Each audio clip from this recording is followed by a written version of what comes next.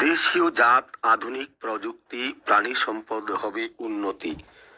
আমি সেই শক্তি, আমি সেই মুক্তি, এই প্রতিপাদ্যকে সামনে রেখে শাহরাস্তিতে জাতীয় প্রাণী সম্পদ প্রদর্শনীর উদ্বোধন করা হয়েছে।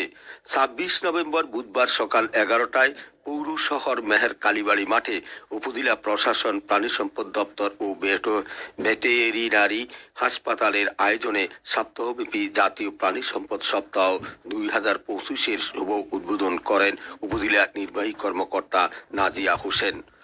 উপজেলা প্রাণী সম্পদ কর্মকর্তা ডাক্তার মাকসুদ আলমের সভাপতিত্বে ও ইমরান হোসেনের পরিচালনায় প্রধান অতিথি হিসেবে বক্তব্য রাখেন উপজেলা নির্বাহী কর্মকর্তা নাজিয়া হোসেন।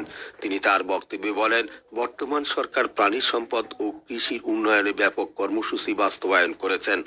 একক, ক্ষুদ্র ও যৌথ খামারিদের জন্য সহজ শর্তে ঋণের মাধ্যমে সরকার প্রাণী সম্পদ খাতকে সমৃদ্ধ করতে কাজ করছেন।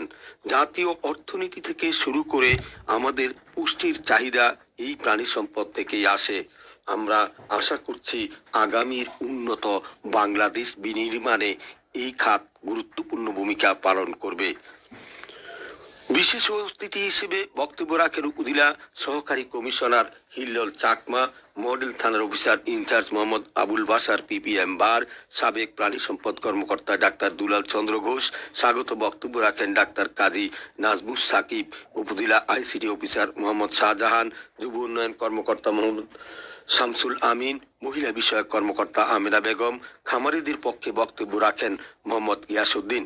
উপস্থিত ছিলেন উপজেলা প্রকৌশলী মাইনুল ইসলাম, ওসি এলএসডি শহীদ সারওয়ার্দী, মৎস্য কর্মকর্তা আব্দুল্লাহ সাদাব, প্রেস ক্লাবের সভাপতি মোহাম্মদ হাবিবুর রহমান ভূঁইয়া, সিনিয়র সহ সভাপতি মাসুদ রানা, সাধারণ সম্পাদক মোহাম্মদ নুমান হোসেন আকন্দ।